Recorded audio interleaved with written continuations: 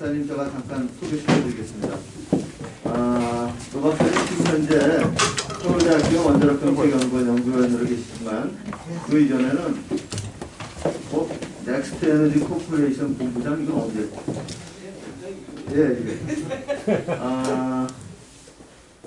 아주대학교에서 경제학 박사, 에너지 경제학 박사를 하시고요. 그 이전에는 에너지경제연구원에서 오래 전력정책을 하셨죠. 그래서 저도 에너지경제연구원 있을 때 제가 많이 배웠고, 제가 개인적으로는 아마 우리나라 에너지 산업의 이 전력 산업의 디테일에 대해서는 아마 최강자가 아닐까 생각합니다.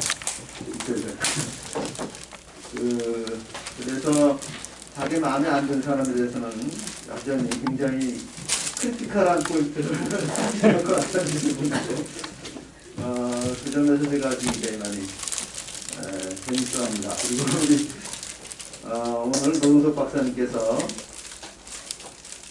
제14 전력수급계획과 MBC 발표할 텐데 시간이 많이 지나서 한 30분 정도 발표해 주시고 Q&A 이렇게 하면 될 것 같습니다. 자, 우리 노동석 박사님 나오실 때 박수로 맞아주시기 바랍니다. 장르에 좀 그 정도는 아니고요.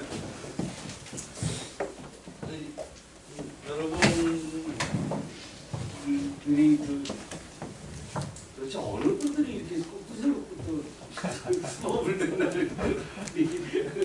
여기 전부 다 남들 가리키셔야 될 분들이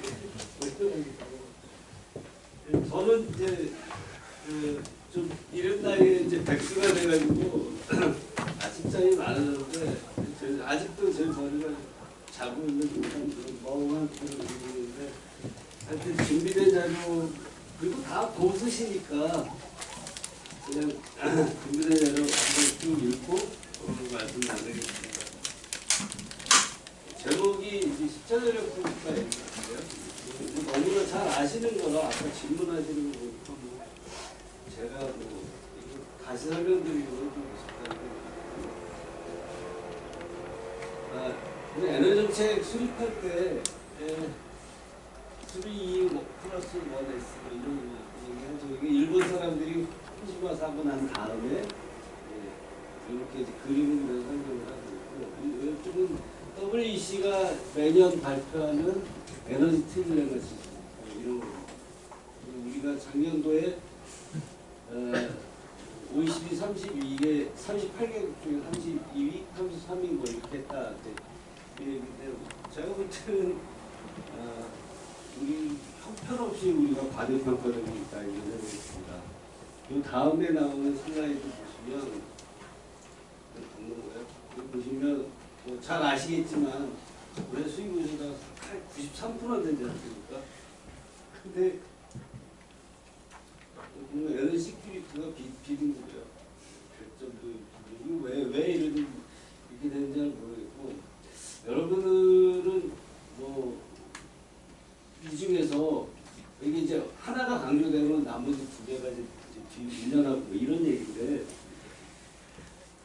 어떤 게 제일 중요하다고 생각하는지, 저는 이제 이 중에서 이 시큐리티 문제가 제일 중요하고, 이 시큐리티는 뭐 공급의 안정성 뭐 이런 것도 있지만 사실은 경제적으로, 그러니까 우리가 합리적인 요금 수준으로 에너지를 공급할 수 있느냐도 또 하나의 이제 에스펙트예요. 그러니까 뭐 제가 이제 에너지 시큐리티를 정의하는 여러 가지 이제 정의들이 있는데, 그 중에 제일 마음에 드는 게 미국 기후회사라는 거고, 거기 보면 공급 안정성하고 요금을 강조하고 있습니다. 제가 지금 생각을 해보니까 사실은 그 중에서도 더 중요한 거는 역시 돈이다. 그런 생각이 들고요. 그러면서 이 말씀을 한번 드려야 되겠다는 생각에서 갖고 온 멘트가 겁니다. 내가 돈이 없지 가오가 없냐. 그런 얘기를 많이 하지 않습니까?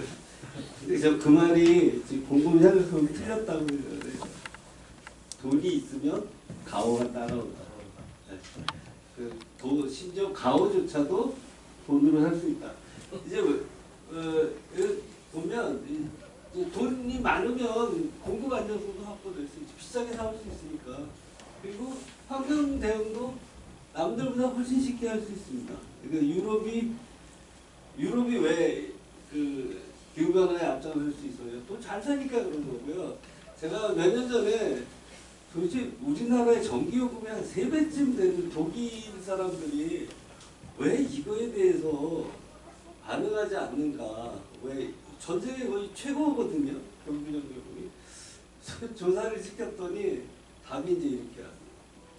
자기들이 얼마를 전기요금을 낸지 모르는데 독일은 51%가 모르는데. 그리고 이제 돈이 많으니까 워낙 소득이 많은 사람들은 그렇죠. 별로 신경 안 쓴다. 그런 정도나 이제 그런 얘기고요. 그래서 이게 에너지 정책을 우리 수립할 때 사실 지난 정부까지만 해도 뭐 돈은 전혀 신경 안 쓰고 마구 퍼다 이제 막 질렀는데 요번 정부가 바뀌어서 다시 이제 뭐 원자력을 강조한다는 얘기는 결국 그 얘기죠. 돈하고 뭐 이런 거를 좀 생각해 보겠다. 그러나 이게 좀 뭐 NDC는 포기하지 않겠다. 뭐 이렇게 사실은 대선 캠프에서 이제 에너지 공약을 만들 때 NDC를 후퇴해야 되는 거 아니냐. 이제 이런 논의가 좀 있었어요. 근데 그러지 말고 그냥 일단 유지하자. 그것까지 하면 표에 영향을 미칠까. 뭐 이런 얘기들이 나오고 뭐 그래서 일단 유지하고 에너지 믹스를 조정해서 맞추면 될 거 아니냐. 근데 이제 그게 얼마나 굴한지 제가 오늘 말씀을 드리면 이거 이제 아까 말씀드렸고요. 이거 좀 천천히 좀 시간 날게 보시고 좀 완벽하게 이해하시면 좋겠다. 뭐 아직 여기 뭐 다 보셨으니까. 그래서 전력수급 정책이라는 게 저는 뭐 이렇게 생각을 해봤어요. 어떤 전력 정책의 이정표를 제시하는 거다. 이게 뭐 15년, 뭐 2년 유효기간이라고 하시지만 실제로 그 15년 계획 안에서 뭔가 지향하는 게 있거든요. 지난 정부 때 8차, 9차 두 번 전력수급 계획을 했잖아요. 그 방향을 제대로 잡혔느냐 하는 거에 대해서 저는 이제 의문이 있고 회의가 있습니다. 그거를 어디 저 산 정상을 가는데 길을 잘못 들어서 한 5년을 헤맸다. 만약에 그러면 다시 돌아오는데 저는 5년 이상 걸린다 이렇게 생각을 하는 거죠. 뭐 수학의 개념이나 넘어갈게요. 이거 이제 수학으로 풀면 이렇게 푸는데 이거 뭐 못 푸는 거죠. 컴퓨터가 합니다. 그래서 옛날에는 상용화된 프로그램들이 제법 많았는데 요즘은 잘 안 씁니다. 왜냐하면 요즘에 제약이 너무 많아져가지고 이제 재생에너지가 막 들어오면서 그런 일인데 이 재생에너지가 이제 들어와서 뭐 전 세계가 이제 하겠다는 게 뭐 이런 거잖아요. 탄소분기, 그다음에 국가 뭐 온실가스 저감 목표 뭐 이런 걸 하잖아요. NDC라고 하는 거. 작년 10월 달에 문재인 대통령이 영국 가가지고 글래스고에서 40% 우리 감축하겠다. 이거 완전 똥볼이라고 생각을 합니다. 그해 8월에, 작년 8월에 탄소중립 기본법이 통과됐던 거고. 35% 이상 2030년에 뭐 한다. 뭐 이런 얘기가 있어요. 그 법안에. 35%는 어떻게 해야 되냐면 2050년에 제로로 만들기 위해서 가는 경로를 이렇게 계산하니까 그럼 우리 그냥 단순하게 33.3% 나오겠죠. 그래서 35% 뛰는 건데 제가 이제 40%를 도대체 누가 정했냐. 여기 너무 불공하다. 아무도 답을 주는 사람이 없어. 대통령이 되겠다. 이 사람은 생각이 없다. 저는 이제 이게 5%의 의미가 그냥 뭐 100원짜리 물건 105원에 산다. 뭐 이런 정도로 생각하는 것 같아요. 제가 볼 때는 좀 말이 안 되는 게 왜 말이 안 되는지 더 이제 말씀을 드리면 그 탄주위가 2050 탄소 중립 시나리오를 발표했죠. 잘 보시면 자료를 부문별 목표가 있습니다.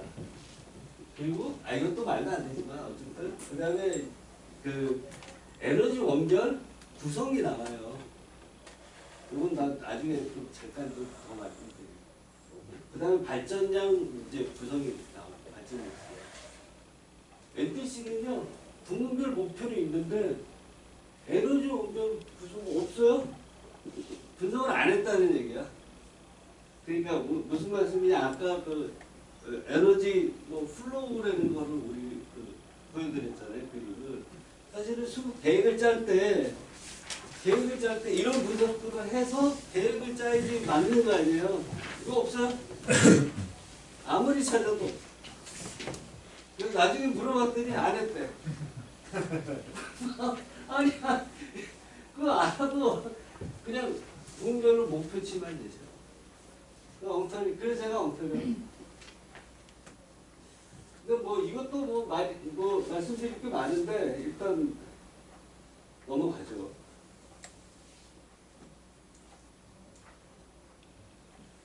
이건 새 정부 뭐 에너지 정책 5대 방향인데 뭐 다 그렇습니다. 그래서 지난 정부하고 많이 다른 거는 원자력 중시 정책을 쓰고 있다. 그래서 원자력 계속 운전을 하고 건설 중단된 신안 3사업의 건설을 재개하겠다. 제가 어제 사실 울진에 좀 다녔어요. 뭐 몇십만 원 준다고 해서 갔는데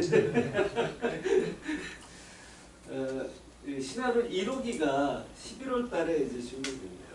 그래서 여기 이제 본부장 얘기가 대통령 지금 운전 들어오고 있지 않아요? 대통령? 아니 이제 준공식은 준공식 2호기는 이제 내년에 됩니다. 근데 준공식에 대통령 오신다고 준비하더라고. 정신이 없더라고. 헬기 장대를 만들고 2030년까지 계속 운전 대상 원전이 10기에 어디를 8.5기가 이렇게 나오고요. 제가 계산한 건 8.2인데 어떻게 더 정확한지 모르겠어요. 자, 제가 보여드리려고 하는 게 이 그림인데 이거 공을 좀 많이 드렸습니다. 요거는 전체 발전량이고요. 요 밑에 숫자는 테라와트 나옵니다. 그리고 이 박스 안에 들은 숫자는 비중이에요. 보시면 2018년이 이제 기준연도여서 이제 제시한 거고요. 7차, 9차, NDC 상향한 10차 이렇게 이게 비교를 해놨는데 보시면 일단 여기서부터 보시죠. 지금 2018년에 발전량이 571테라와트-아워입니다. 그리고 7차가 2029년까지밖에 없는데 이때 발전량은 710테라와트-아워. 이때 예상했던 거예요. 그리고 9차 때는 585로 줍니다. 그래서 이거 가지고 이제 왜 주느냐 뭐 생각하다가 언제 이거 언더포켓이다, 과소에 직됐다, 이제 그렇게 얘기를 하는데 실제로는 이거를 맞추기 위해서 이걸 했다 뭐 이렇게 얘기도 하고요. 아니면 이게 700이 되면 공급이 안 돼. 이게 공급이 안 돼. 20% 탈원전 해야 되고. 그러면 이게 왕창 늘어나거나 이게 왕창 늘어나야 되겠죠, 그죠? 그래서 이게 엄청나게 줄였어요. 근데 LG 상향도 이 연장선상에 있습니다. 612테라와트-아워. 2030년이에요 지금. 근데 이번에 10차가 615예요. 이 얘기는 뭐냐면 여기서부터 여기까지는 이 NDC 상향안이라고 하지만 그 탄소 중립이 되기 위해서 뭐 우리가 이제 지향해야 될 목표 뭐 이런 것들이 한 3가지쯤 되는데 에너지 절약 뭐 늘 하는 얘기고, 두 번째는 다른 분야에 아까 부문별 보여드렸잖아요. 다른 분야의 에너지 소비가 전기화돼야 된다는 거예요. 근데 우리나라 지금 전기 소비의 최종 에너지 소비의 20%가 전기고요. 나머지 80%가 화석연료예요. 그다음에 20% 중에서도 그 탄소가 없는 원자력이나 재생에너지로 생산되는 전기는 그 중에 30%니까 6%밖에 안 돼요. 그러면 나머지 90몇 프로가 화석연료라는 얘기. 그죠? 그 중에 그 중에 얼마가 이제 2030년까지 그래도 전력화해서 와야 된다는 얘기거든요. 그럼 전력화해서 전력수가 600시가 되면은 이건 반영이 안 된 거죠. 그죠? 전력화의 수요가. 근데 이번에 615는 똑같아요. 안 한 거예요. 그러니까 이 얘기는 NDC가 반영이 안 된 거죠. 그렇게 해석할 수 있는 거죠. 그죠? 이거 엉터리예요. 근데 왜 615로 했느냐? 수요를 좀 많이 보지. 그랬더니 이번 이제 정권이 바뀌고 인수위에 산업부가 뭐라고 보겠냐면 원자력을 30%대 초반 유지하겠다. 이렇게 자기들이 계산해서 했겠죠. 그래서 이번에 나온 게 32.8이에요. 202TWh. 그 다음에 이제 재생에너지는 30에서 21로 줄이고 이제 132TWh인데 사실은 이것도 부차에 비해서는 늘어난 거예요. 그래서 이 ND 상향안의 185는 이제 제가 생각하기에는 좀 많이 안 되는 거. 이 숫자로 다 보여드릴 수는 있는데, 그러니까 지금 이제 이 소위 진보와 보수가 나눠져서 이제 대립하는 지점이 어디냐면, 이제 보수 원자력 지지자들은 신차의 원자력 발전량이 278인데 200이다. 이거는 문재인 정부의 에너지 정책을 그냥 답습한 거다. 뭐 한 개 보이냐 이런 얘기고, 그다음에 이제 뭐 한겨레나 경향신문은 이렇게 얘기하죠. 세상에 탄소 중립을 하겠다면서 재생에너지 비중을 줄이는 나라가 세계에 어딨냐 이런 얘기를 하는데 서로 비교의 기준이 다른 거예요. 다른 거고, 그래서 이제 저는 어쨌든 그럼에도 불구하고 이거는 탄소 뭐라 그럴까, 탄소 중립 또는 NDC의 그 전기화 수요 다른 분야에 반영이 안 된 거다. 단정적으로 말씀드립니다. 그럼 제가 이제 계산해 본 게 이거예요. 넷제로의 한주기가 발표한 거예요. 2050년도 전력 수요가 1250TWh인데 이게 기준이 뭐냐면 최종 에너지 소비 기준으로 아까 제가 지금 현재 20%라 했잖아요. 40%예요. 근데 전기화에서 20% 더 늘어나니까 우리가 전기 소비를 2배로 늘린다는 게 아니에요. 우리가 2배로 가정에서 많이 쓴다는 얘기가 아니고 다른 분야에서 화석연료 쓰는 게 전기로 오는 게 그때 이제 40%거든요. IEA에서 월드 에너지 아웃룩 같은 데 보면 NZT, 그러니까 넷제로 그 상황에서의 전기 소비 비중이 50%예요. 전 세계가. 그러니까 40%도 사실은 부족한 거죠. 그러니까 탄소 중립 한다고 말만 하지 사실상 어떤 계획이나 이런 게 반영이 안 되고 있는 거죠. 그래서 2018년에 570일 말씀드렸는데 2050년 1258을 축하하고 2030년에 그냥 내년에 같은 이제 내사법 이런 걸로 계산하면 768이 나옵니다. 770조. 지금 한 거에 한 30% 올라가야 돼. 맞죠? 30% 올라가야 돼. 근데 이거를 그냥 쭉 제가 연결해봤더니 2050년도는 696밖에 안 나요. 그래서 산업부의 고위 공무원한테 원자력계 어떤 사람이 물었어요. 왜 10차 전력 수급 계획에 신규 원전을 보류하지 않느냐. 2036년까지인데 지금부터 14년이나 남았고 그리고 신규 원전 추진을 해야 되는 거 아니냐. 이런 얘기를 하는데 그 돌아온 답변이 뭐냐. 전력 수요가 안 늡니다. 근데 자기가 무슨 말 하고 있는지 모르는 거예요. 전력 수요가 안 늡니다는요. 우리는 탄소 저감 정책을 쓰지 않겠습니다. 같은 말이에요. 그죠? 그렇지 않습니까? 나만 그렇게. 어쨌든, 그래서 이게 지금, 이 수요 자체가 굉장히 지금, 뭐라 그럴까요? 이게, 반영이 안 됐고, 어쨌든. 그래서 이 언더포캐스트 된 건 진짜 뭐 확실합니다. 정책 목표가 탄소 저감에 있다면. 두 번째는 32.8%를 이제, 하겠다. 산업부가 이렇게 얘기하잖아요. 그래서 원전 발전이 202TWh인데, 이제 원전 이용률 80% 지난 정부 때보다 10%포인트 이상 늘려서 이제 이 원자력을 발전을 하기 때문인데요. 근데 이게 지금 아까 12기라고 말씀드렸나? 계속운전 대상이 2030년. 근데 월성 2, 3, 4호기는요 원자로 타입이 달라요. 다른 발전기랑. 그래서 이게 계속운전 설비 개선하는데 엄청나게 힘들어요. 이제 예를 들면 중소리 압력 발전이라는 게 저도 보지는 못했습니다. 돈도 엄청나게 많이 들고 그 수리하기가 어렵대요. 그래서 한선 내부의 일부 사람 또는 애경련에 이제 계속운전 못하는 사람들이 있는데 이 사람들 얘기로는 중수로는 계속운전 하는 게 결국 큰 건 안 된다.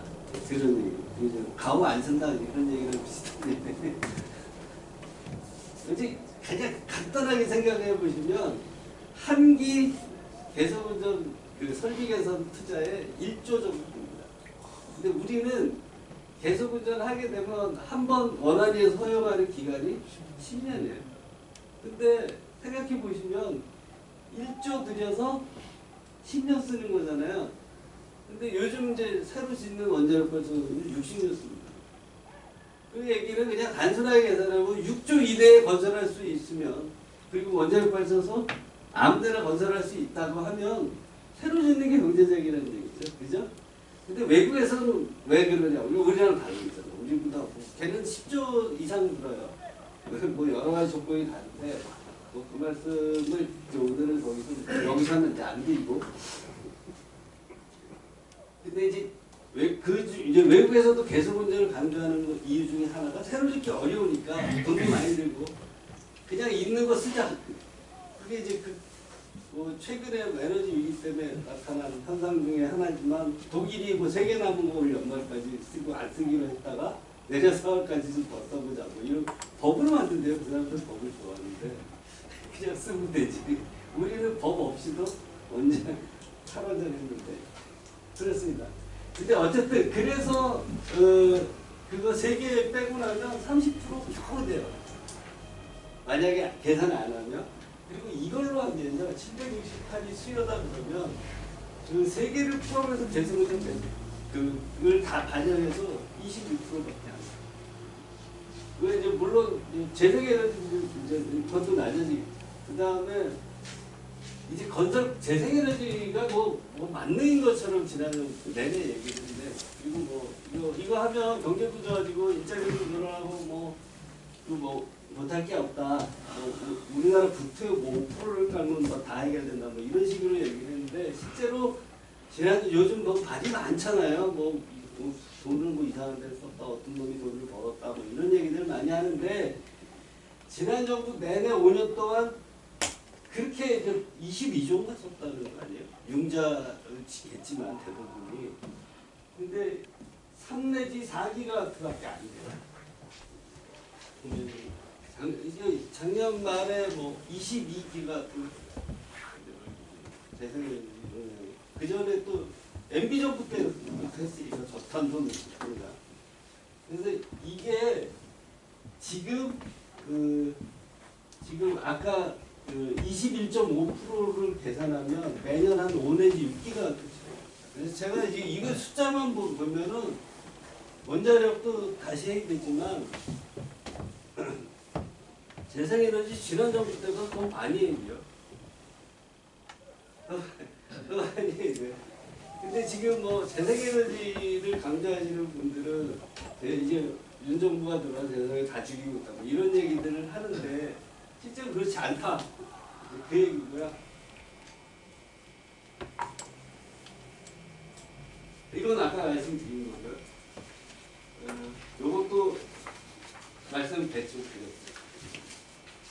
이건 NDC가 얼마나 황당한 건지를 이제 정리하는데 재생에너지 30%일 때 이때는 매년 10기가 이상 들어있대요. 10기가가 어느 정도 규모인지 다 알려요.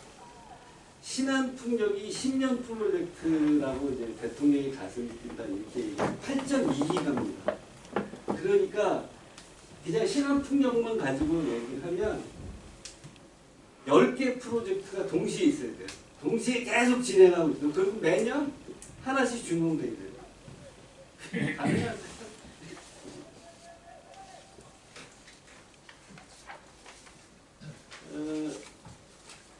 이게 지난 정부 이건 뭐 관계는 없는 얘기인데 이런 얘기를 했습니다. 실제로 한 얘기예요.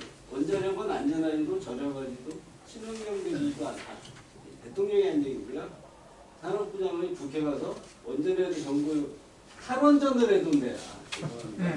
탈원전을 해도 전기요금이 안 오르는 건 3,000%가 단다. 뭐 이랬는데 그리고 이제 제가 이제 애경에 있을 때인데 이때가 2017년 6월 19일 날 탈핵 선언을 합니다. 보리 1호기 영구정지 가서. 근데 그 다음 날 애경에서 뭘 발표했냐면 그거 하면은 20% 이상 전기요금 오른다. 그러니까 에너지 소비 구조만 이렇게 에너지 믹스만 바뀌어서 20%다.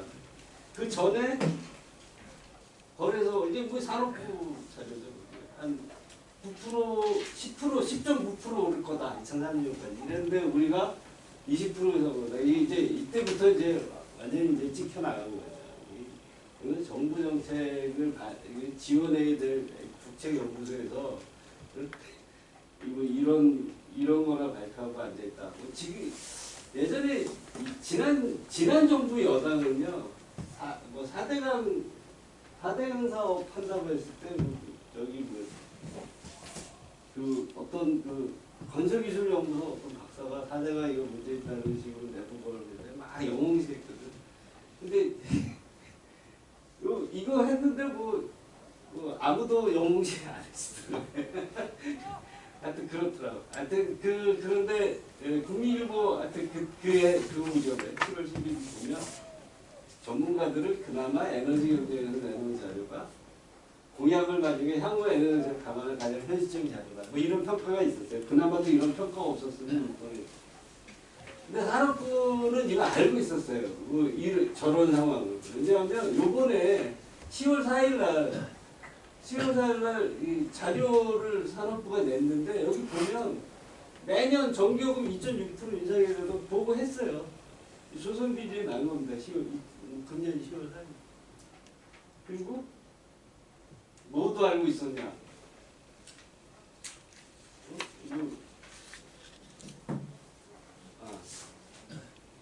또 하나 더 알고 있었는데 슬라이드 안 나와있네.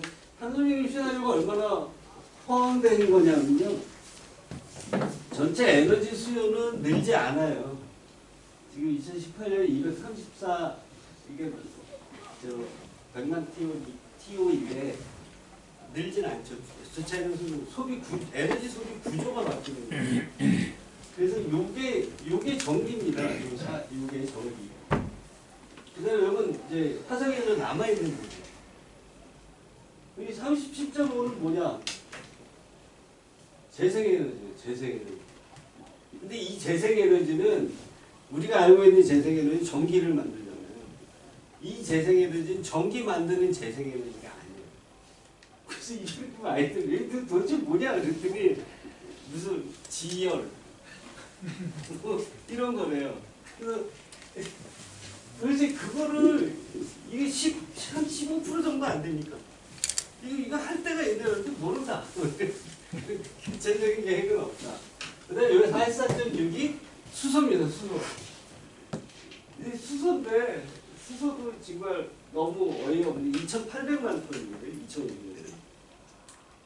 근데 그 중에 300만 톤을 국내에서 생산하는 국내에서 중에 500만 톤을 생산하고 그 300만 톤은 그린 수소로 하겠다. 그러니까 탄소가 안 나오는 수소를 해야 돼. 그리고 탄소 안 나오는 수소는 어떻게 하냐?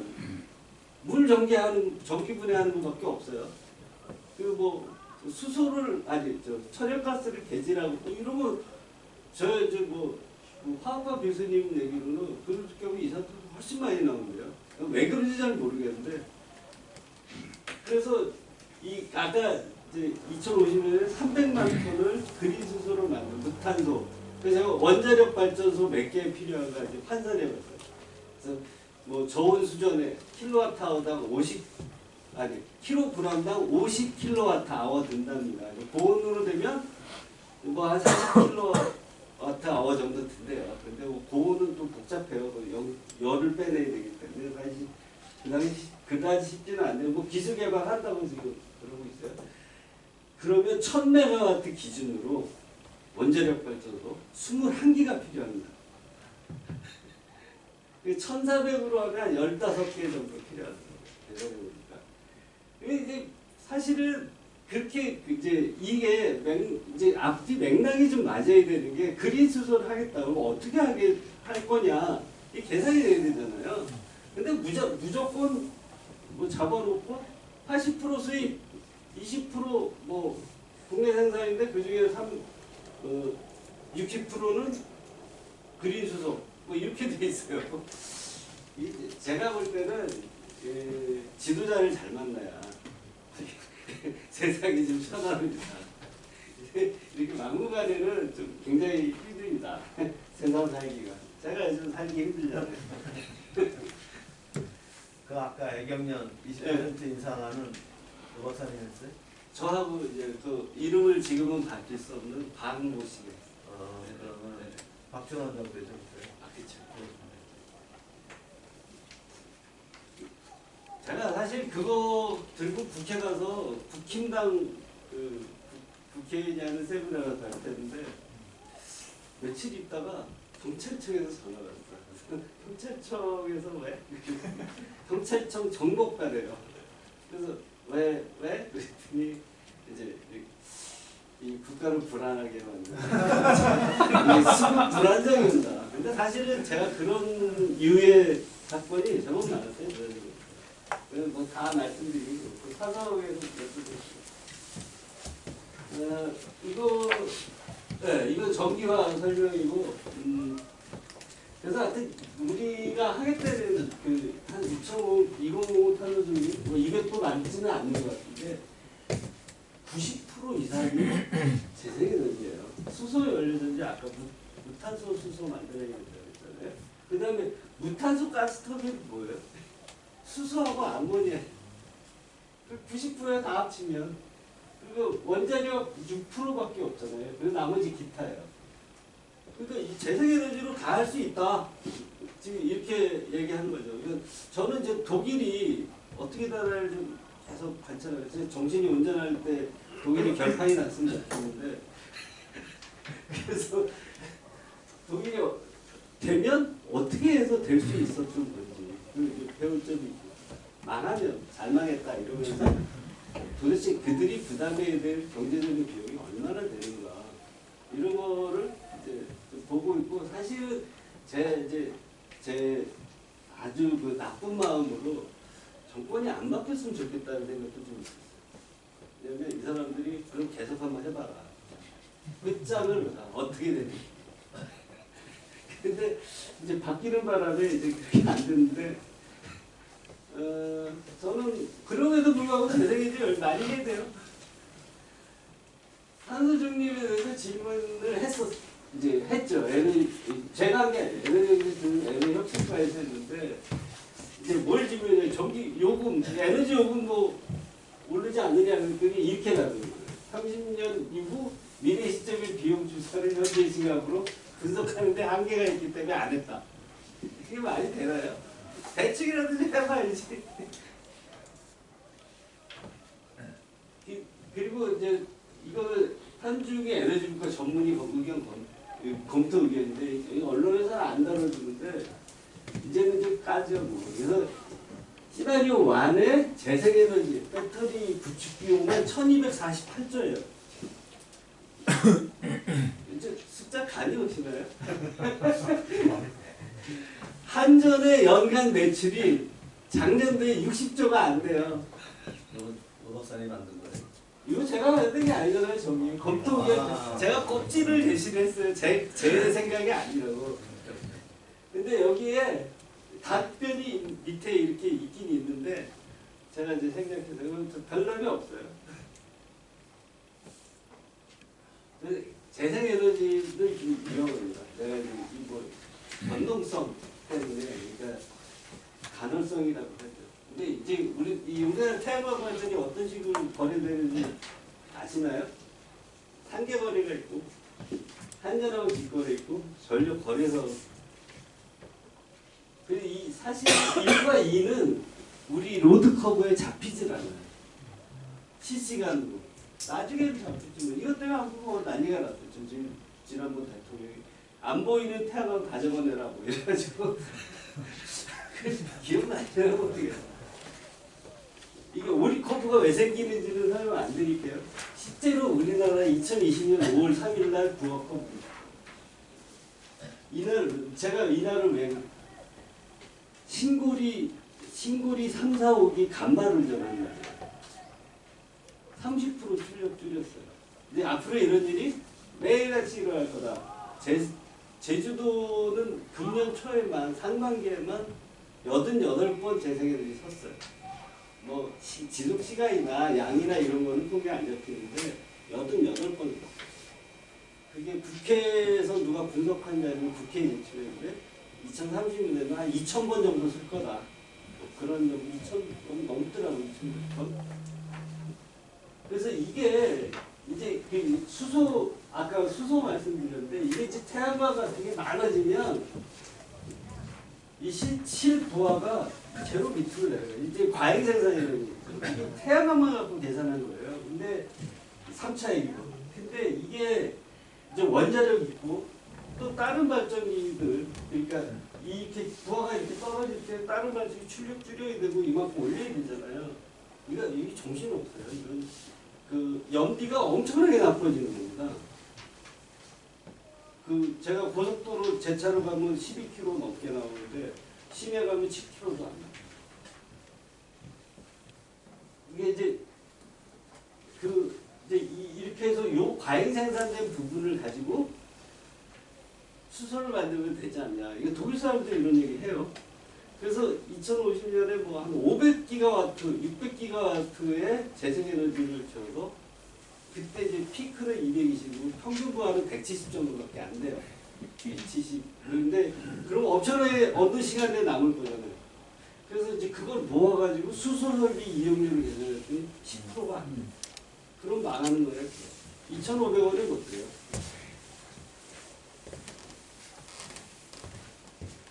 이거는 이게 중요한데 제가 한 게 아니에요. 작년에 에너지경제연구원하고 IEA하고 공동 연구했어요. 그래서 이게 뭐냐면 이제 아까 이제 출력을 줄여야 되는 게 F 다운이고요. 출력을 올려야 되는 게 F 업인데 2030년에 재생에너지 20%를 가지고 시뮬레이션 한 거예요. 그러면 3시간 동안 올려야 되는 게 3,500g이에요. 우리나라 지금 전체 재생에너지까지 다 합쳐서 1억 2천만 정도. 3분의 1 정도가 정신없이. 그러니까 이제 이걸 가지고 얘기하는 사람들은 재생에너지 많이 하면 무조건 가스 발전도 늘어날 수밖에 없다. 그 얘기를 하는 거예요. 그래서 심지어 이제 좀 이렇게 음모적인 시각에서 보면 탈원전을 하고 태양광을 이렇게 강조하는 거는 민간 가스 발전사들이 부추긴 거다. 뭐 이렇게 그렇게 얘기하는 이게 지금 3시간 동안 3,500원 어마어마한 양이에요. 그래서 과잉 발전을 어떻게 하느냐 이거 무지하게 많이 생길 거예요. 지금도 이제 생기고 그 제주도 출력 제어하는 게 과잉 발전 때문에 생기는 거거든요. 수요보다 공급이 많아요. 그래서 출력 제어하는 건데 그 이제 출력 제어가 과잉 발전의 하나의 대안이 되는 거죠.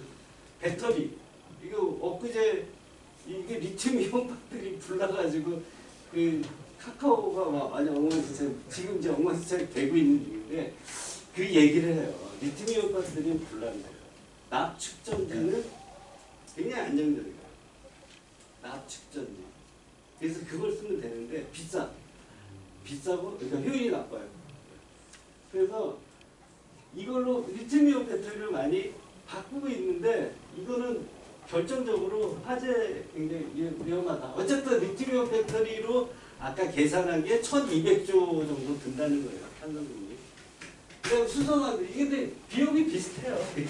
그러니까 지금 우리가 그 재생에너지 말씀하시는 분들이 앞으로 단가가 많이 떨어져서 싸진다 이렇게 얘기하잖아요. 원자력 뭐 벌써 치닫았다 뭐 이런 얘기도 많이 하는데 사실은 그거를 백업하기 위해서 어느 정도 필요하냐면 킬로와트아워당 175 정도. 제가 이거 DOE의 2025년 전망치를 가지고 계산한 거예요.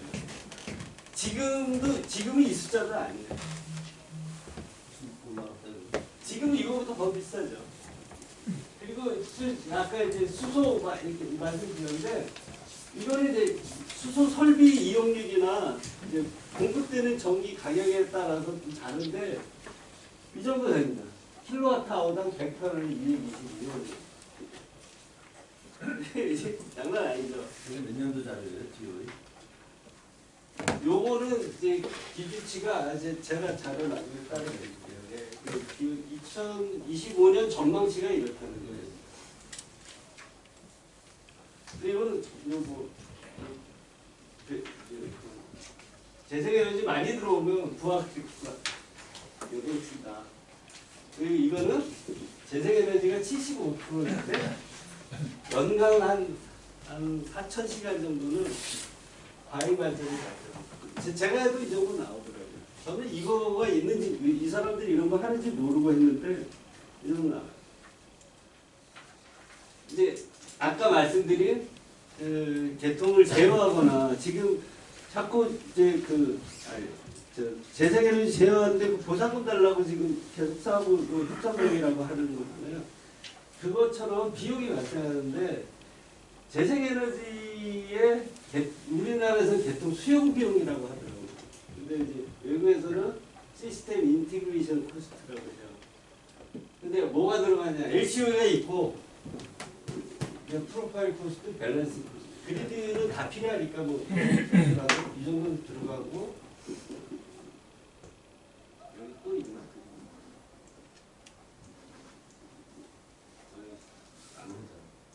얘가 말을 안 듣는 거.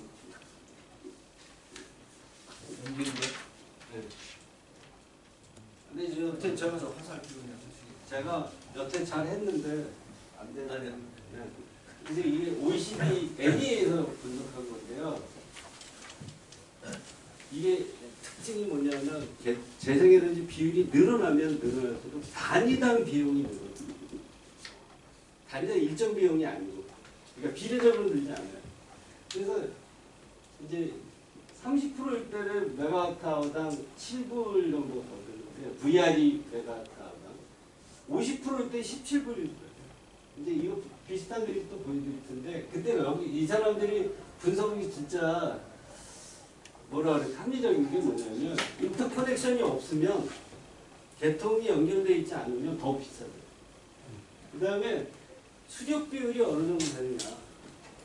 그래서 이게 수력이 플렉시블 하이드로가 없으면 이거는 우리가 어떤 상황이냐 이거예요. 인터커넥션도 없고 수력도 거의 없어요. 그러니까 이거예요. 그래서 이게 장난이 아니다. 이게 사법부가 모르고 있었냐? 아니에요. 알고 있었어요.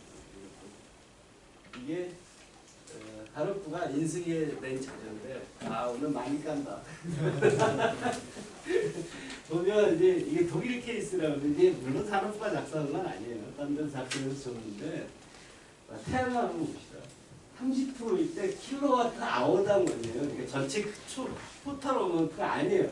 단위당 비용이 태양광 30%일 때 수용 비용이라는 거예요. 인티그레이션 코스트가 97원이에요. 10%일 때 42원이에요. 이해되세요? 무슨 말을 하는지? 이게 지금 LCOE에는 포함 안 된 돈이죠. 포함 안 된 돈이에요. 근데 전통 발전원은 얼마 안 돼요.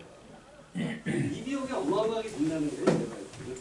그러니까 요거는 발전 코스트하고 상관없는 개통 비용, 개통비용. 개통에서 수용할 때 아까 뭐 프로파일이나 밸런싱 코스트가 들어간다고 했잖아요. 그 비용이에요, 그 비용.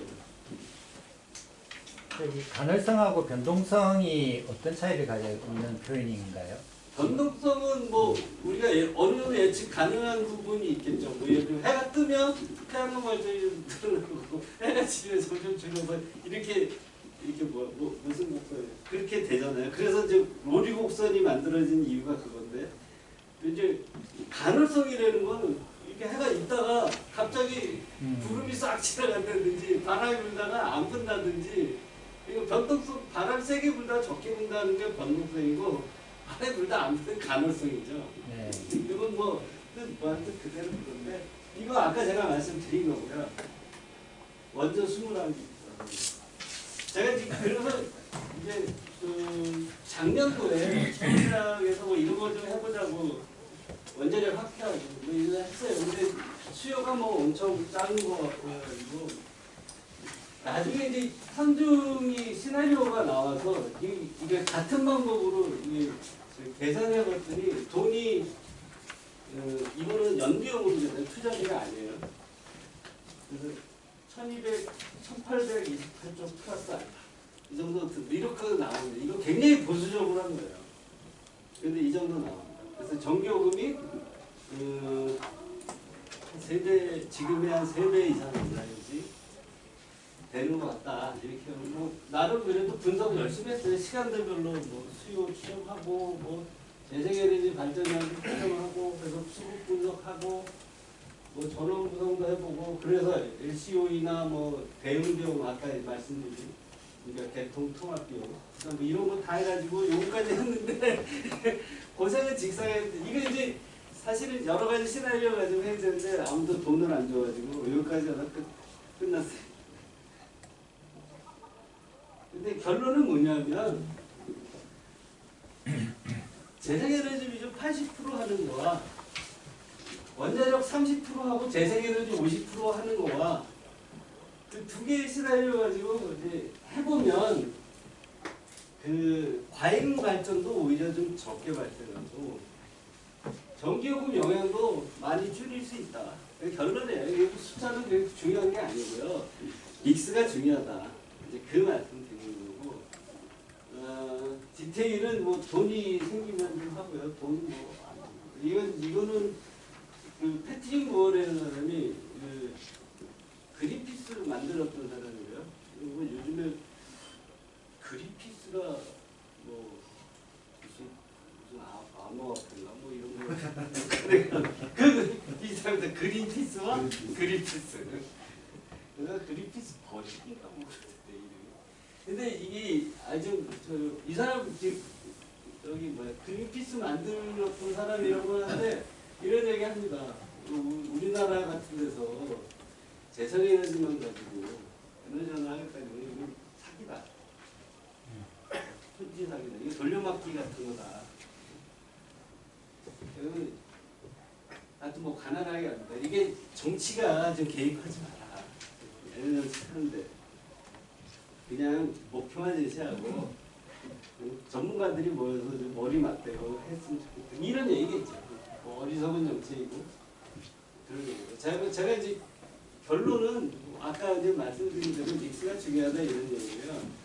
사실은 저도 뭐 똑같은 답을 하면 제가 뭐 여기서 이거 떠들겠죠. 돈 벌고 있지. 주식을 사서 돈을 벌지. 제 발표는 여기까지. 자, 우리 노동석 박사님. 이제 솔직한 토크를 많이 하셨는데, 자, Q&A 시간 갖도록 하겠습니다. 자, 우리 강영태 씨. 그 원자력 발전 관련해서 제가 이제 좀 LCOE에 관심을 갖고 좀 지켜보고 있는데 일단 2022년 그 EIA에서 발표한 LCOE를 보면 원자력 발전 물론 이제 아까 말씀하신 뭐 발전은 수용에 따른 뭐 이런 뭐 추가 비용이 들어가는 왜 그냥 얘기하세요. 있을 수 있지만 어쨌든 LCOE로 봤을 때, 그러니까 EIH 네, 미국 환경에서 봤을 무슨 때는 말씀하시는지 네, 대략 보시면 뭐 원자력 발전이 그렇게 그러니까 에너지 시큐리티 확보 차원에서는 좋은 발전원 같긴 한데 과연 정말 저렴한 에너지인가에 대해서는 좀 의구심이 드는데 그거에 대해서 어떻게 생각하시는지. 뭐 많이들 말씀하시는 거예요. 이렇게 영국이나 미국이나 뭐 다른 나라들 원자력이 훨씬 비싸다. 맞아요. 우리나라는 원자력이 비싸다. 왜 그러냐면 제가 이제 그 한 두 가지 정도 말씀드리는데 어디에다 짓느냐, 누가 짓느냐. 이제 좀 복잡하게 들어가긴 하는데 우리는 북해에서 부는 바람으로 풍력 발전하는 것보다 우리 서해에서 하는 게 2분의 1밖에 안 돼요. 거의 이용률이 60% 나오고요. 우리는 30% 안 나와요. 그러면 똑같은 비용 들여서 전기를 만들었다. 그럼 단가는 우리가 100원이면 거의 50원이라는 그죠? 그래서 우리는 그러면 뭐 환경 조건이 좋냐? 아니에요. 우리는 위도상으로 36.5도인가 뭐 32도인가 입사각이 비스듬히 들어오잖아요. 그래서 적도 쪽으로 내려갈수록 태양광 발전은 많아지고 북쪽으로 올라갈수록 바람이 많아요. 독일이 재생에너지 많죠. 거기는 발전의 한 50% 정도를 재생에너지 하는데 거기가 어디 뭐가 많을까? 풍력 훨씬 많아요. 풍력 훨씬 많아요. 그래서 이제 그게 자기네 여건에 맞춰서 에너지를 이제 쓰고 있다. 이거 뭐 이 얘기를 시작하면 뭐 한도 없는데 원자력은 뭐냐면 원자력은 세 가지 조건이 하나는 서플라이 체인이 제대로 되느냐. 미국하고 영국은 30년 동안 원자력에서 앉았어요. 다 사와요. 자기네는 기술 컨셉트만 있지. 뭐 예를 들면 우리처럼 두중이 다 수출하잖아요. 두중처럼 그리고 원자로 용기를 만드는 회사도 없고 건설한 경험도 없고 그다음에 운영도 거의 이제 뭐 옛날 사람들만 남을 판다고. 근데 우리는 되게 열심히 했잖아요. 첫 번째로 서플라이 체인이 중요하고요. 두 번째는 건설비가 원자력은 건설비가 전체 원가의 50% 이상이거든요. 그리고 영국이나 미국 같은 데 비싸기 때문에 건설비가 비싸기 전체 포션을 차지하는 비중이 더 커지는데 50% 이상인데 그 50% 이상을 좌우하는 게 건설 공기하고 금리예요. 자본 조달 금리.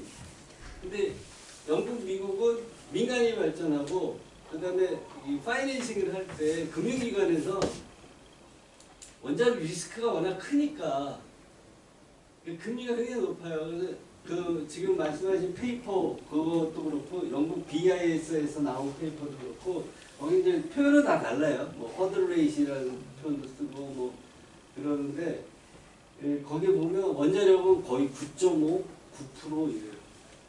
자본 조달 금리가. 우리나라는 정부가 공사 관리하잖아요. 그죠? 옛날에는 5년 만에 줬어요. 5년. 딱 해갖고. 요즘에 10년 걸린다고 그러는데. 자본 조달 금리도 지금 금리 인상 되게 좋거든요. 우리는 정부 그 공기업이잖아요. 그래서 정부하고 같은 신용등급 받아가지고 거의 3% 이내예요. 그래서 그는 3%만 하더라도 5조짜리 3% 그 하루 이자가 얼마인지 한번 계산해. 10억 넘어요. 이제 그 미국의 보글이라는 이제 발전소를 짓고 있는데 이제 거의 다 이제 다 졌다 그래요. 그거는 뭐가 10몇 년 들였고 우리보다 건설비가 그러는 바람에 한 3배쯤 됐어요. 그러니까 이건 원가가 잘 안 나오는 거예요. 그러니까 우리는 재생에너지는 자연환경, 날씨가 그렇게 맞지 않고 다른 데 있는 원자력은 그나마 서플라이 체인이랑 그다음에 공사가 하고 정부가 직접 개입해서 하니까 그거를 입증한 게 UAE예요. UAE 전 세계가 사실은 한국 놈들이 잘한다고 하는데 한번 보자.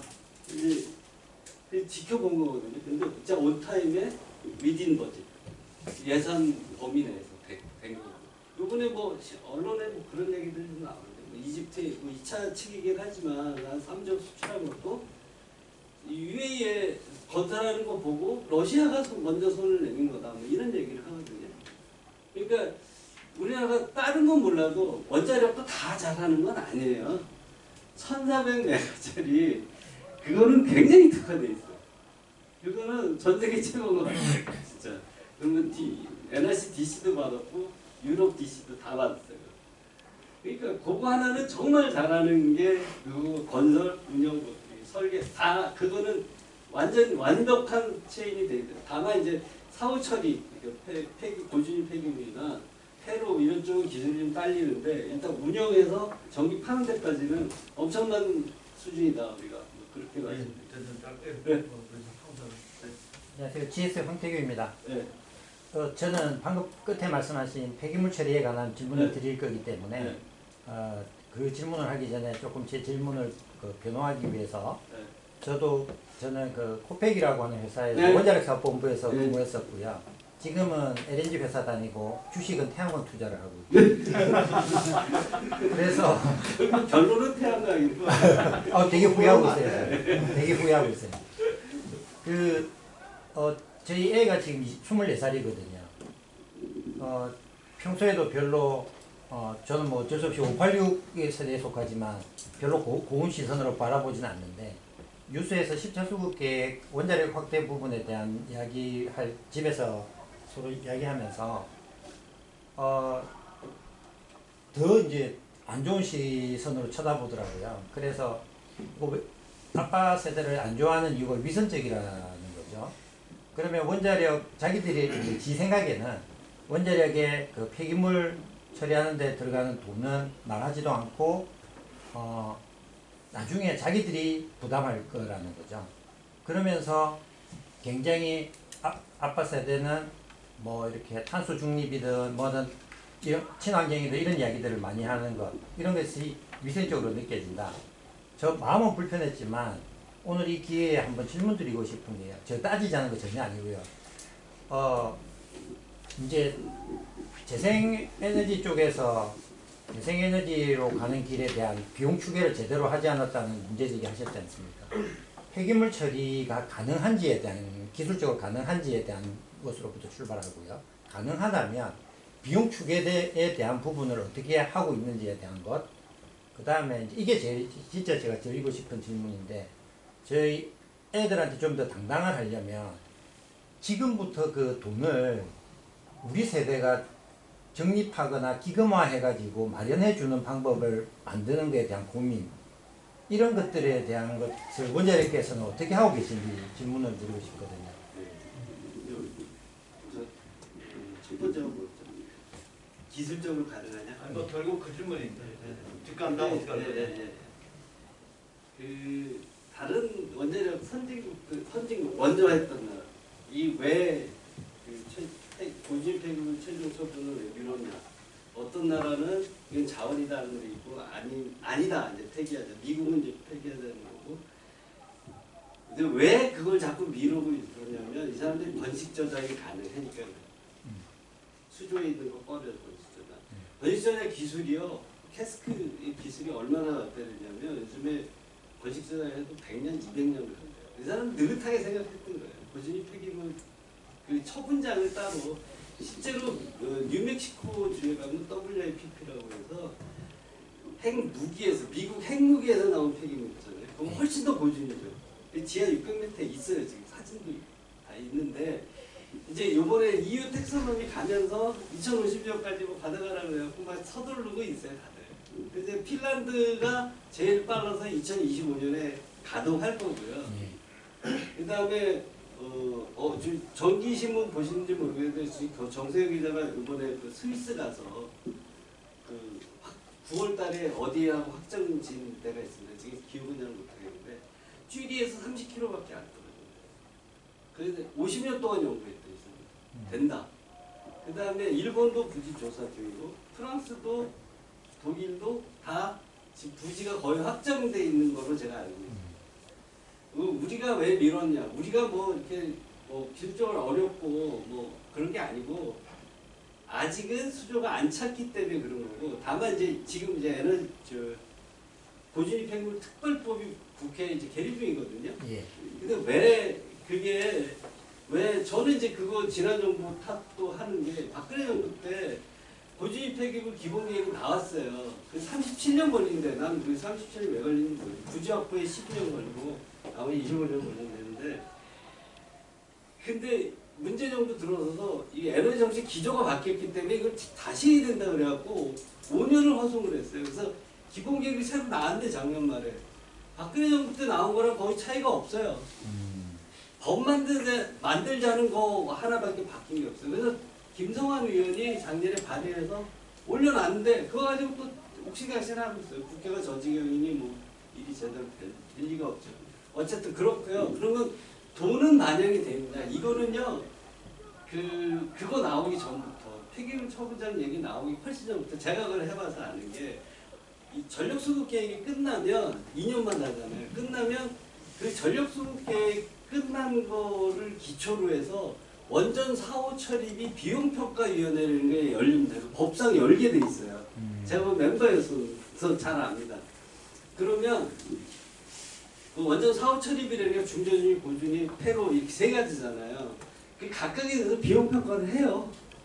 비용 평가를 하고 이게 다른 나라들이 반영하고 있는 것보다 적으냐 많으냐 뭐 이런 걸 해서 우리가 결코 적지 않은 수준을 반영을 하고요. 그거를 아까 이제 LCOE 계산할 때 원자력 LCOE를 반영을 합니다. 그래야지 한손도 그 돈을 회수를 해서 쌓아뒀다가 나중에 쓸 거 아니에요. 실제로 그렇게 쓰고 있는 게 원자력 환경공단의 중전지 폐기물 가는 거고요. 그 다음에 폐로 비용 한기는 현금으로 지금 도관을 하고 있고, 근데 고주리 폐기물은 그 지금 부채성 장부상 이제 부채로 이제 잡아놓은 상황인데, 그 비용 수준 자체는 적지 않고 다만 지금 당장 한국 내가 그러면 못 내는 거는 맞습니다. 그건 맞는데 비용에 반영되고 있고 그게 그렇게 우리나라 정부가 그렇게 허술하지는 않습니다. 반영하고 하고 있어요. 네. 예, 자 지금 시간 오래돼가지고 질문을 좀 짧게 하고 답변 좀 우리 이유수 박사님. 네네. 아 이거 지금 아무래도 태양광이랑 풍력 발전이 전체적으로 보면 우리 별로 이렇게 비중이 많지는 않잖아요. 한 5% 미만이거든요. 지금 한 6.2 정도 되죠. 근데 이제 태양광 다른 것 빼고 네, 다른 것 빼고 미만인데 제주도는 벌써 이제 충격 제한부터 해가지고 그런데 뭐 주파수나 전압의 변동성이 굉장히 커지고 있거든요. 근데 이번 정부 들어와서 지금 그러니까 원자력 비중을 높이면서 어쨌든 신재생 에너지와의 조화를 강조를 하고 있잖아요. 근데 실제로 이제 뭐 믹스를 뭐 다양하게 가져가는 건 좋은데 이게 개통에서 기술적으로 봤을 때 아까도 그 말씀하셨지만 명절 때나 수요가 낮을 때 이미 이제 그 수요 예측을 하고 원자력의 출력을 감발시켜 놓는단 말이에요. 근데 문제는 뭐냐면 이런 일들이 비일비재하게 일어날 텐데 그러면 그 비중이 이제 늘어났을 때 이게 조화가 과연 될 수 있는 건지 그건 아직도 조금 의문이거든요. 왜냐면 외국의 상황에서도 제가 이제 반론하는 게 뭐냐면 너무 웃긴 게 개통 전문가라는 사람들이 지금 뭐 지읒아무개 씨가 이제 그 얘기하는데 ND 상해가 이거 나왔을 때는 재생에너지와 원자력을 합쳐서 55% 정도 돼요. 근데 요번 거 나왔을 때 원자력 재생 역시 55%. 근데 요것만 10%가 이제 10%가 일로 온 거잖아요. 그죠? 그냥 단순하고 이때는 아무 얘기 안 해요. 이거 된다는 식으로 얘기해요. 제가 볼 때는 아까 제가 결론적으로 말씀드렸잖아요. 재생에너지 30, 원자력 20이 재생에너지 20, 원자력 30보다 개통 훨씬 불안해요. 왜냐? 간헐적이잖아. 근데 이거는 적어도 2, 30은 안정적이고 예측도 가능해. 그래서 시스템 운영할 때 이거보다는 이게 훨씬 낫다는 게 제 주장이에요. 그리고 이거 할 때는 왜 아무 얘기 안 하고 있다가 이 얘기를 이런 상황이 되니까 시스템 운영을 얘기하느냐. 저는 오히려 그렇게 묻고 싶어요. 근데 자꾸 이제 그렇게 되면 원전을 실제로 뭐 돌리지 못할 경우가 아니 그건 조절하면 되는 거지. 뭐 조절하거나 아니면 이쪽을 잘라도 되는 거죠. 그거는 뭐냐면 그때 운영을 할 때 어떤 게 더 좋은 방법이냐, 더 경제적이냐 이걸 따져서 하면 되는 거고요. 실제로 방법이 없는 건 아니다 이거예요. 남으면 아까 얘기한 대로 그들이 주장하는 대로 배터리로 가든지 결국 이제 그거죠. 제어를 하든지. 저장 아니면 근데 전환. 배터리로 가는 것도 이게 많은 게 훨씬 유리해요. 배터리라고 해서 그럼 질문 좀 바꿔서 네. 같은 얘기인데 그 전모 교수께서 얘기하시는 네. 그게 낫지 않느냐 거기에 대해서 어떻게 생각해요? 아니 그 답변이 그거라니까. 이게 훨씬 나쁘다니까요. 제가 보기에. 근데 이거를 90% 한다는 거잖아요. 시스템 운영 안 돼요. 그럼. 네. 자 이제 마지막 질문 하겠습니다. 시간이 너무 없어. 저희가 9시 반까지인데 30분인데 마지막 질문. 그 신대생이 이제 원자력을 잡아먹지 않는다면, 네. 원자력이 커팅이 당하지 않는다면, 네. 그럼 쭉 말씀하신 거는 변수가 별로 없거든요. 그럼 원자력 LCO는 얼마 정도로 알고 있으면 됩니까? 지금 작년도에 평균 정산 단가가 56원이에요. 그 정도로 지금 생각하시면 돼요. 우리나라에서 이제 하면 미국이나 영국 아니에요. 영국은 잉클리 포인트 C를 이제 프랑스 아레바가 이제 졌잖아요. 그때 계약 가격이 얼마냐면 메가와트 아워당 92.5파운드예요. 120원 정도 돼요. 근데 그거 비싸다 그래갖고 계약 방식은 뭐 RAB 방식인가 이런 거 바꾸거든요. 그거는 뭐냐면 가격을 좀 낮추고 싶다는 얘기고요. BIS 보고서에도 뒷부분에 가면 할인율을 낮추고 그러니까 그 포크 노크 이런 말 쓰잖아요. 엔스 오브 더 카인드. 그러면 거기에 가면 우리 단가랑 비슷한 게 될 수 있다 이렇게 나옵니다. BIS 보고서. 자 우리 이 질문 안 하면 나 못 참겠다. 딱 하나만 받겠습니다. 우리 좀 아니 한 번 하신 분 말고 안 하신 분. 안 하신 분 없어요? 자 그러면은 우리 강영태 씨 짧게 하고 네. 유수 박사님 짧게 하고. 네, 그러니까 정권하고 관계없이 저는 이제 그 EIA 리포트를 좀 자주 보는 편인데 WEO를 네. 이렇게 쭉 보면 기조가 잘 안 바뀌는 것 같더라고요. 그러니까 거기서 말하는 건 물론 이제 원전도 이제 그 탄소 중립을 실현하기 위한 중요한 발전원으로서 뭐 줄어드는 건 아니지만 이제 소폭 굉장히 상승한다고 표현하기 좀 그렇죠. 어쨌든 소폭 상승하는 정도고 그리고 대부분의 이제 앞으로의 발전원들이 다 재생에너지로 메꿔질 거다라고 주장을 하는데 그러면은 아마 그 IEA도 교수님이 말씀하신 것처럼 그런 투자 비용이 많이 들어간다는 거 분명히 알 거고 이게 이제 사회적으로도 문제가 될 수도 있을 거라는 알 텐데도 불구하고 상당히 오랜 기간 동안 그 재생에너지 확장에 대한 기조를 바꾸지 않고 그대로 가야 된다. 이게 이제 앞으로 국가들이나 이제 전 세계가 가야 할 길이다라고 주장을 하고 있는데 그럼 어떻게 보면은 그러니까 그러니까 돈으로 따지면 가지 말아야 할 길을 계속 제시를 하고 있는 거거든요. 근데 그 사람들이 보는 돈은 아니에요. 그렇지 그 않아요. 질문하고 유 박사님 질문 아직 네. 하시고 한꺼번에. 네네. 딴게 아니라 최근에 프랑스의 상황에 대해서 좀 국유화? 아니 그런 거보다는 원전을 사실은 뭐 수명이 지금 점점 짧아져가지고 그 상당 부분 많이 세워놓고 있는 상황이어서 도매 가격이 상당히 폭등한 사례가 있거든요. 그래서 그거를 뭐 우리나라도 앞으로 향후에 우리나라를 보는 것 같다라고 주장하는 교수님이 있어가지고 그게 이제 뭐 사실은 출력 증간발에 대한 약간의 뭔가 운영상에서 그렇게 하다 보니까 수명이 많이 단축이 돼가지고 그런 얘기들을 하거든요. 그래서 내가 아는 대로 말씀드릴게요. 그러니까 먼저 IEA는 왜 그러냐? 걔네들은 진짜 재생에너지 싸다고 생각하고 싼 거예요. 그래서 그렇게 하는 거예요. 그리고 거기는 뭐 맞는 얘기인지 모르겠는데 그 IEA 그 OECD 거기도 사실은 독일이 많이 장악하고 있는 거죠. 이제 그렇게 그냥 그렇게만 말씀드릴게요. 그러니까 우리나라는 아까 말씀드린 대로 우리나라는 그런 상황은 아니다. 그래서 이 같이 된다 이제 그 말씀이고 프랑스 거는 프랑스는 원자력 발전소가 진짜 노드팔로잉을 하는데 일부 발전소를 지정을 해요. 그러니까 그 발전소들 수명이 좀 낮아질 수 있어요. 어쨌든 그런데 프랑스가 75% 정도 하다가 요즘 70% 정도로 떨어졌는데 50% 낮추자는 게 이제 프랑스 이 사람들 부담이 되는 거예요. 워낙 많아 원자력. 저가 이렇게 이게 더 낫다라고 말씀드리는 게 원자력을 무한히 확장하는 얘기가 안 돼요. 그리고 될 수도 없어. 이거